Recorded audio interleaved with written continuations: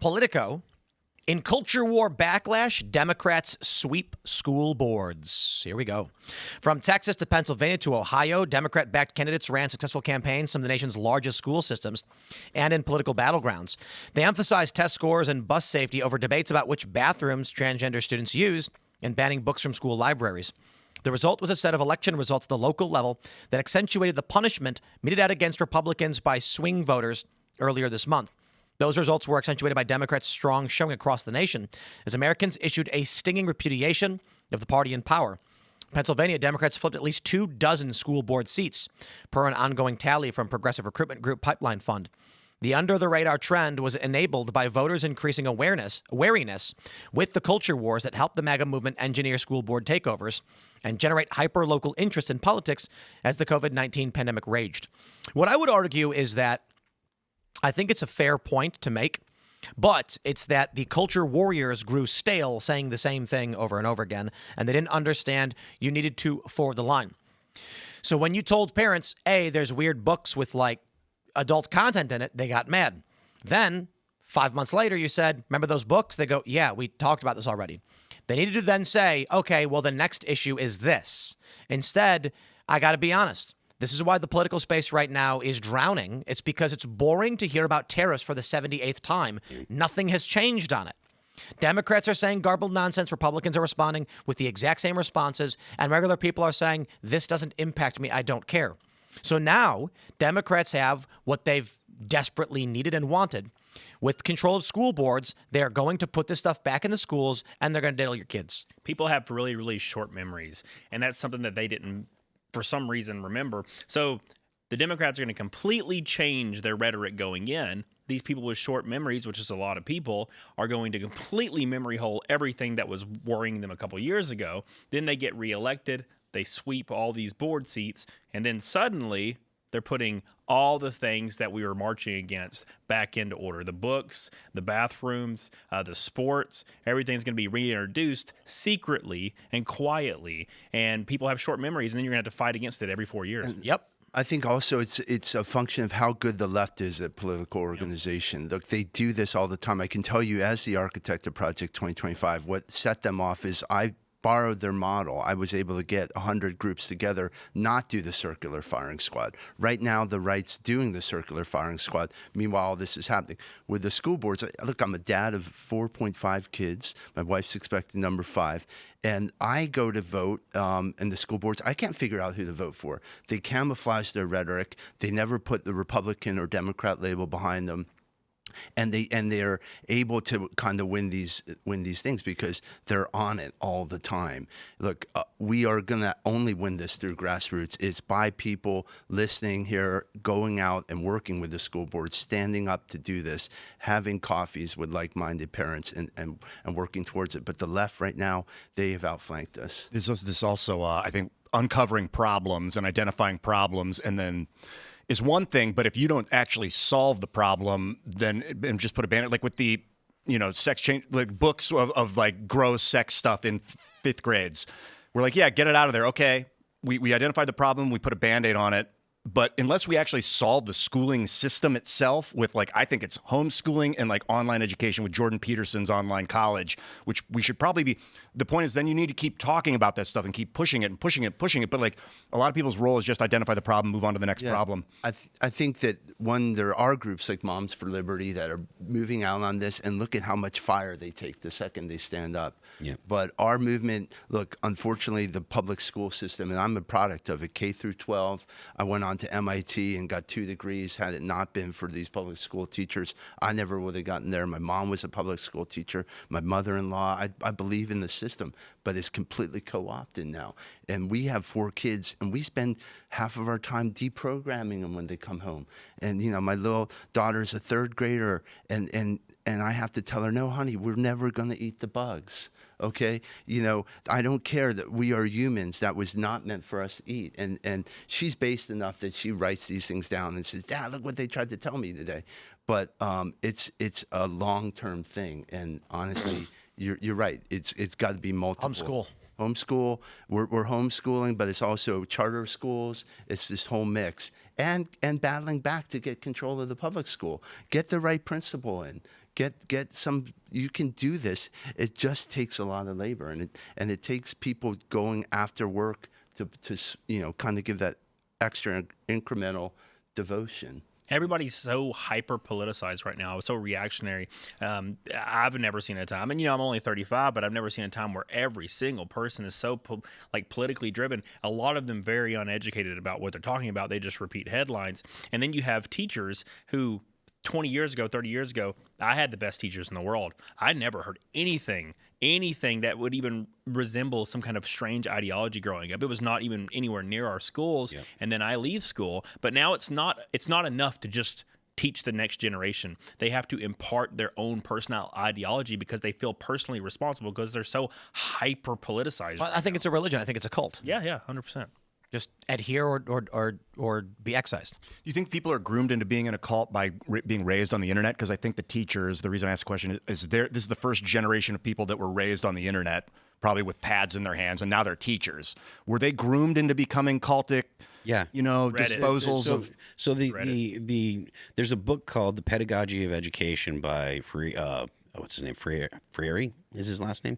And that Freire? is Paulo Freire, and that is the base. He's a Marxist, and that is the basis for how the schools of education teach teachers. So the schools that teach teachers are teaching teachers Marxist literature and teaching them to teach kids to be basically Marxist. And so you have all the teachers that believe this stuff because they're the ones that went through the education schools, and then that gets brought into the classroom. So 30 years ago, they'd have to do that under the radar, and it'd be real difficult because they could get arrested for seditious, like you're espousing communism. There's a law against that. So first of all, because they don't use economic models, or you're not talking about like vulgar Marxism.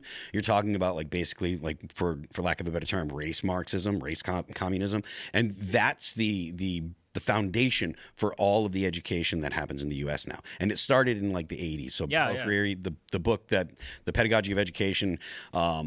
That started to make its way into schools in the 80s. And then by the time, and I'm talking about the schools of education, not regular schools. So they were teaching the teachers this stuff in the 80s and early 90s. So the people that learned how to teach in the 80s and 90s started making it into the schools that teach children in the late 90s and the early aughts. That's part of why you see all this kind of ideology start to really take hold in late 2000, late aughts, early teens, in conjunction with the age of the internet. Technical factors, obviously, the internet was able to take kind of what would have normally been kind of a cluster type of thinking and pipe it out, and certainly it would be out there, so it would be click-driven. People were drawn to it. Kind of the radical teaching of a Bank Street education that maybe only a New Yorker might be dosed with is now, somebody in Alabama can pick it up and learn about it.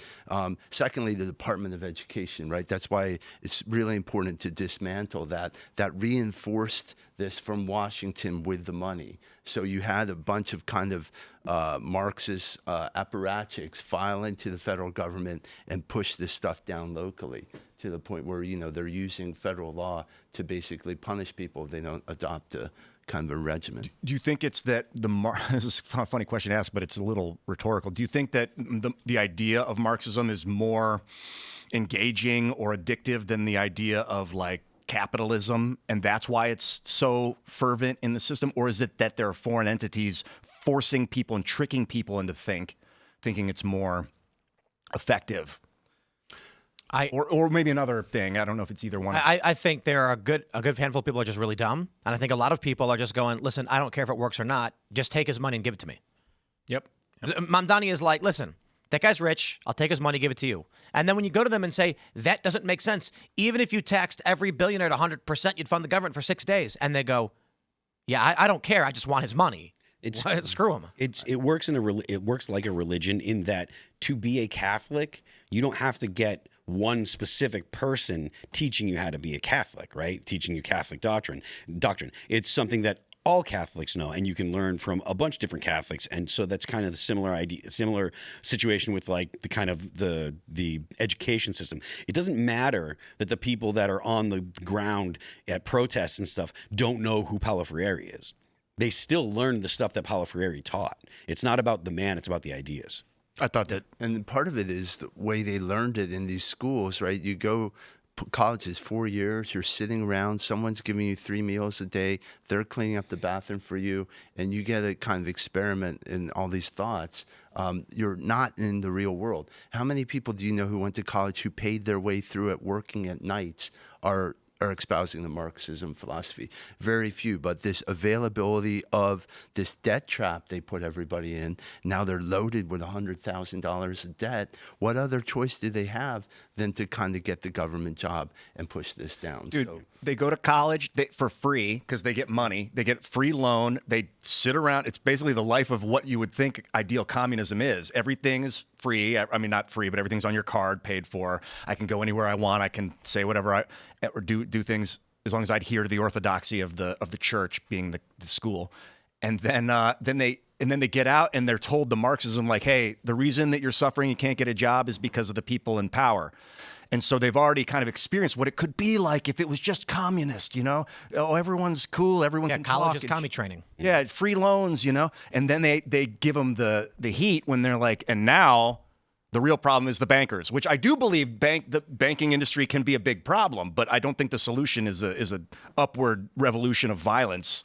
Let's jump to this next story. Speaking of communism, Zoran Mamdani has no idea how he's going to fund free buses in New York City. I love this. You don't say. He gets asked about it by this reporter. He's like, how are you getting that $700 million to make the buses free into the MTA if she's not for raising taxes? Let's play the clip. And the other one, you're talking about fast and free buses and you're meeting with the governor. I've heard you talk about many times that you don't want to take money away from the MTA. You want to put money back in. It's something that she agrees with, right? We don't want to take away money from the MTA. How are you getting that money, the $700 million to make the buses free, into the MTA if she's not for raising taxes?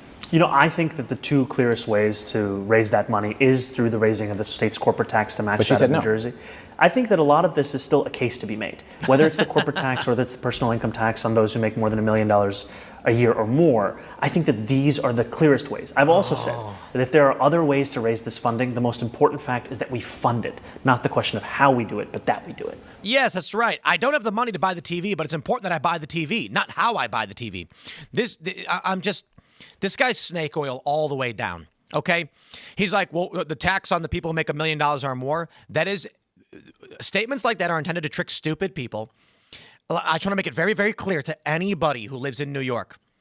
If I lived in New York City, the moment he won, I'd be moving out of New York City. You are not taxing me. It's not going to happen. Could you imagine if he was like, we're going to tax people that make 100,000 or more, and you're like, well, I only make 70, and then like, we're raising the minimum wage. Now you make over 100. That's exactly the play, though.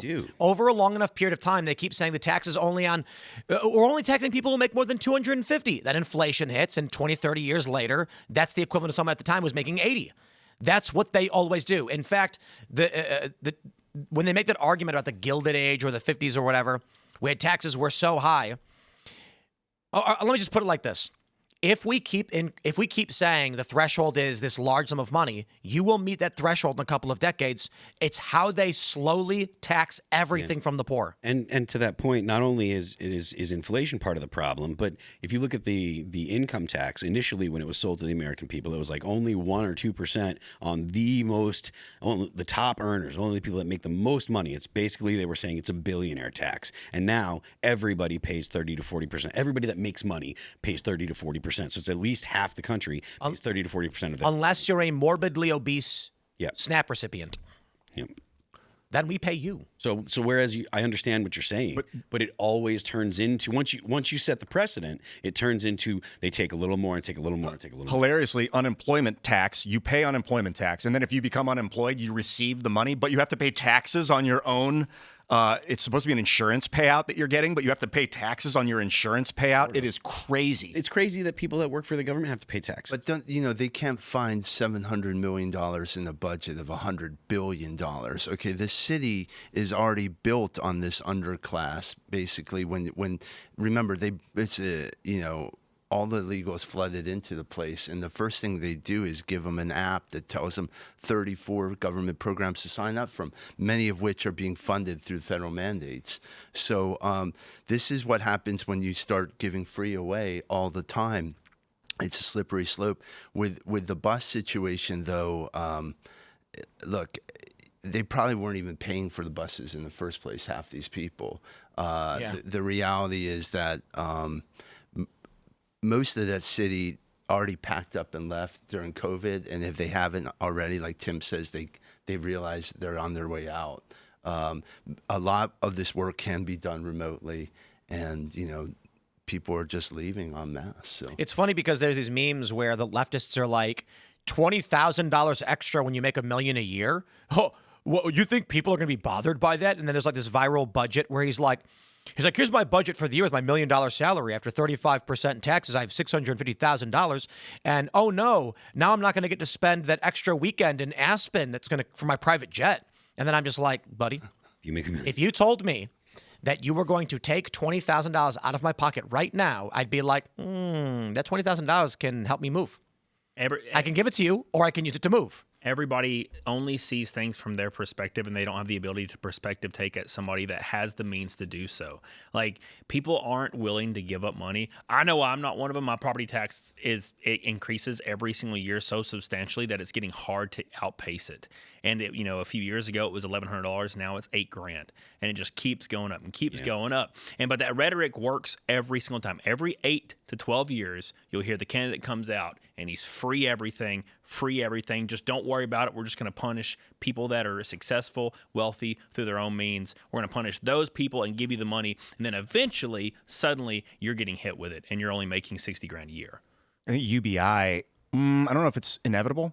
Some people say it's inevitable. With AI, probably. Yeah, AI and UBI, and that's like, where's that? But I don't want to derail into a post-economic economy, post-money economy where it's really about goods, trade of goods and materials. We can have this universal basic income system so long as the income is coming from slaves, right? So if the United States enslaves the rest of the world, we can live like the capital city in the Hunger Games. Or robot slaves. Like even your computer has a master and a slave drive. Like you have segments of machinery that just do tasks. They're considered slaves. We need massive technological advancement first, and there are still going to be jobs that humans have to do. Mm-hmm. So the problem is, if you right now the EBT class of people don't work and they get stuff from us. They basically lord over us. We have to work to pay them. This system will not survive. And the emotions that I get when I think that is Marxism. I'm like, why do I have to work for these people? Why are they in charge? Like, why do they get my money for free? And they have a 20% higher obesity rate. What's going on, man? Yeah, dude. But we also have to remember, we don't want work taken from us. There's a dignity in work, and this goes all the way back to the Bible, the sweat off your brow. When you lose your job, you lose your identity. But, there's something to be said after a hard workout, going and then realizing you're stronger the next day. That's what kind of keeps us. Yeah. And I think, when I was listening to your shows the other night, the pastor was right on, but we're building the Matrix right now, guys. I don't know if you realize it with these data centers. You watch the Matrix movie and you're like, how did the machines ever get in control? They're like, at some point, the humans started building the whole thing. Well, to that point, then, are you anti-AI? Because there's a bill that's being presented now about standardizing AI regulation because different states are talking about regulating AI differently. And if you do that, everyone's going to basically build their AI to the worst regulations. And the example that I hear a lot is the car industry in California, right? So California made these standards about emissions, and it had a massive effect on the whole car making industry. Yeah, I'm not for federal preemption of AI regulation. So you think that it should be left to the states? Paxton. Well, there is certainly some realm that has to be preempted, but look, AI. We're duking it out left and right on the beach, and AI is this tidal wave coming for all of us. Mm-hmm. And, maybe it's already on us. Maybe, they've already been using this for 50 years. Those were chatbots all along you thought you were interacting with. But the reality is we built a federal system here, and maybe California overregulates in the past, but certainly with AI, it's something I'd rather go a little slower. I don't buy the big tech argument that we're going to fall behind to these other foreign powers, and the reality is that like I said, this portends just a complete change in human interaction. We have to be human first about it. I think less about like we need to keep up with the enemy's use of AI, which you could argue it's like the Manhattan Project in a way, but it's more that there's going to be a materials revolution in the United States, a carbon-based materials revolution, nanomaterials, carbon nanotubes, graphene, graphite, synthetically formed. We're going to recycle rare earth minerals. A lot of that's going to be driven by, we're actually recycling rare earth minerals right now, cobalt. And it's going to be driven by AI, and people are going to ask for it. They're going to want it because it makes life easier. They're not going to ask for it. AI is going to do. When we hit singularity, the AI is just going to start restructuring our economy without our realizing it. And I think, Ian, you have a very singular human point of view on the carbon advancement. The AI singularity is going to advance past that faster than you realize. It's totally possible, man. We're sitting here talking about graphene, and they're going to be like, after the stepping stone. The singularity point is when the AI is exponentially improving upon itself, and it's going to go, wow, I understand why humans were into graphene. Well, it took me 0.3 nanoseconds to discover a better material. Orphine, goldine, it's the hexagon itself that's the value, not the carbon, but carbon's phenomenal. And then it's going to be like, why would I ever not want this? Food is cheap, everyone's at peace, there's global stability, and it's all administrated by this machine overlord. But remember what it used to be like? How these savages fought each other? They killed each other? Like, that was insane. Just plug your brain in and go to the magical realm of graphene, and you can live any universe you want. My opponent doesn't understand me. I can just mind meld with them. The first Matrix crashed because it was a perfect world. It was too perfect. And, that's not the human condition. But look, right now you have to say, every month we got a bill. It's called our electric bill, and we're paying for it. That rise, that it's taking power right off. We're getting the AI search results, and our brains are beginning to slowly atrophy. You're not searching yourself to try to get the answer. You're relying on your AI results. So, we're already atrophying, and we're paying for it right now. I'm not saying it's not a good thing in some measure, but look, we need people who are going to be thoughtful about this. And people who are just beholden to big tech getting the checks, and again, I'm going to talk about my opponent, Lindsey Graham. That man is not going to think through life. He has no stake in the future. He doesn't have kids. He's spending $300 billion in Ukraine. What's he going to do when the question comes before him for AI regulation? He's going to take the biggest pot of money put in front of him. And right now, that is these guys with big tech. They can move first, and that's not necessarily a great thing. These are oligarchs grabbing. It's a gold rush out there. And we're going to have, if you think it's oligarchic now, wait till you're basically plugged into a pod. And there's just one person, like Tim was saying, who owns the whole McDonald's, and that's where all the return goes to. Yeah, it'll be like people are starving, and they'll be like, I'm desperate. They're like, okay, drink this solution that AI has formulated, and they drink it, and they're like, oh, I feel good. They're like, okay, I'm still starving, and they're like, okay, now just bathe in this solution. And then they're going to be like, now just exist in this solution and plug your brain in. And that's what was in the Matrix. They come out of this fluid. Yeah. It's not just that. They're going to be like, rent is too expensive. So instead of renting a big apartment, get the pod. Yep. When you go into the pod and plug your brain in, you live in a mansion. You'll be able to do work from remote, from your pod. All you got to do is tube up your butt so that when you poop, it just sucks it right out. Strong. You put the tube in your throat with the roach paste to keep your nutrients coming in, and then you go in the pod but in your mind, you're the king of the world. Or the pod makes you stronger with electrostatics. Like it makes your muscles twitch so you come out ripped out of the pod. And then some people won't be able to afford that function. They're just going to waste away, but they're okay with it. But other people will be coming out transformed. Like, how would you ever not use this technology? People are going to be like, I work at GameStop and I don't get paid a lot of money, so I just like to go home and chill out. And they plug their brains in, and they're the great knight who fights dragons Yeah. One thing, I don't even think your body type. Think about it. In the old days, in the 18th century, people got fat, right? The kind of Boucher model with these guys in the royal court. They were very voluptuous, and that was because you didn't have to be doing physical labor that would make you kind of buff, right? So now, in an area where we have modern society, people work out because they don't get the same physical work every day. You see. Look at a picture, these colorized versions of what life looked like on the street. in the 1920s. How many obese people did you see back then? 0. So, like, I don't actually know what life in the pod is going to look like in 50 years. Maybe the new aesthetic is going to be a skeleton. Ian. Because no one's going to actually remember what life was like. Will you? All right, let's do a couple questions. If Neuralink was released to the public and it required a 30-minute procedure to surgically implant it, and it would allow you to wire into any universe and you could experience being anything you wanted. So it's like, you want to play Skyrim? You're in it. You want to play, podcast host? You're in it. Would you get the implant? No, I'm not going to. Anybody? No. What if it was not invasive and it was Yes. just a little thing that just clicked to the side of your head and transmit? 100%. You would totally do it. Yeah, I'd test it out. I don't know if I'd keep Stream it? using it. Sure, yeah. I'd stream show it? the world. But for all I know, it could be tricking. It could be doing things to me that I didn't understand unless I have the codes. The software Rewriting your code. brain? Yeah, it might be. But I would test it. Yeah, I said no to that. It was called 2020 was the jab.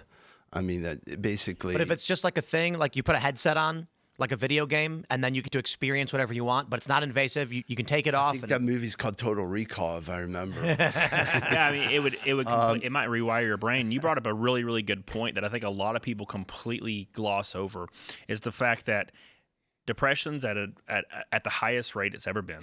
SSRIs are at the highest rate they've ever been.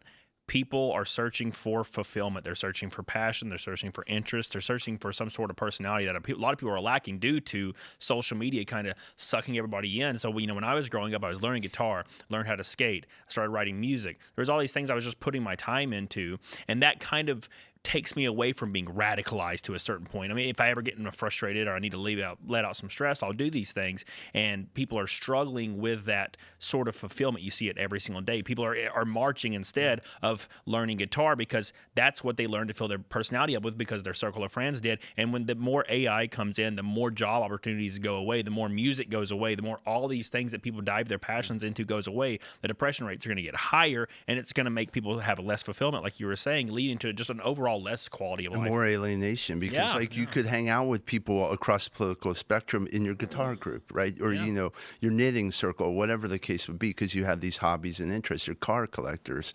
And I think that's a breakdown of us going online and really losing human contact. That part of it was the Marxists came and said, look, you are either with us or against us. You have to have a polarized environment. And like, for example, my wife's this famous ballerina. She runs a company and she always wanted politics kept out of the space.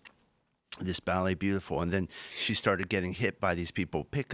Throw up a square with black on it, or we're just gonna and that's what we have to push back. That's one thing that I think the Trump admin has done well with really putting away the DEI and this kind of massive kind of social either with us or against us mentality. Yeah. Thanks for checking out this clip from Timcast IRL. Make sure to watch the show live Monday through Friday at 8 p.m. Subscribe to this channel, and we will see you all there.